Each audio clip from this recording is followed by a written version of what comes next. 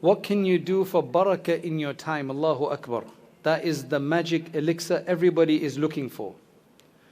And I can say that the only magic there is are 2 or 3 things.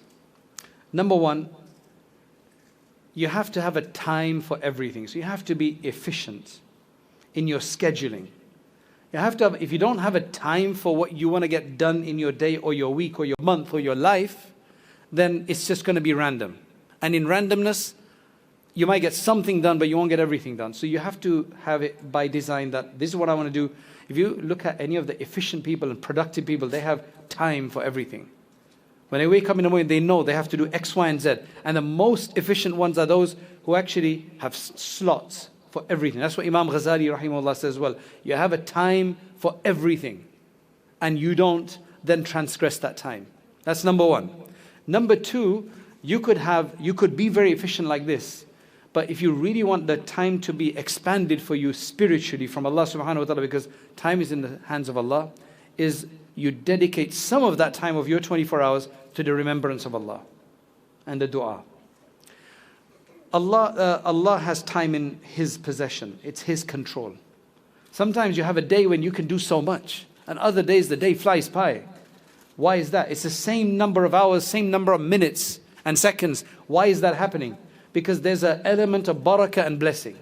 So barakah and blessing comes from, number one, efficient scheduling and timetabling. But number two, even bigger importance is given to remembrance of Allah. I've saying this from experience. I try to be as productive as possible, but I wouldn't attend a dhikr gathering, because I said that's going to take 20 minutes of my time. I could be reading a book in that time. Then for some reason I started attending, and I realized that I could get a lot more done in the other time that I had. Allah gave me a blessing that in the other times I could get a lot more done.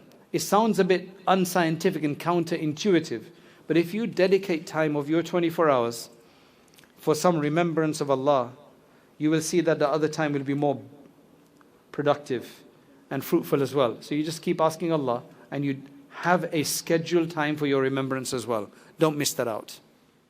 The point of a lecture is to encourage people to act, to get further, an inspiration, an encouragement, persuasion. The next step is to actually start learning seriously, to read books, to take on a subject of Islam and to understand all the subjects of Islam, at least at their basic level, so that we can become more aware of what our deen wants from us. And that's why we started Rayyan courses, so that you can actually take organized lectures on demand whenever you have free time, especially, for example, the Islamic Essentials course that we have on there, the Islamic Essentials Certificate, which you take 20 short modules, and at the end of that, inshallah, you will have gotten the basics of most of the most important topics in Islam, and you'll feel a lot more confident. You don't have to leave lectures behind. You can continue to leave, to listen to lectures, but you need to have this more sustained study as well. Jazakallah khairan. Assalamu alaikum wa rahmatullahi wa barakatuh.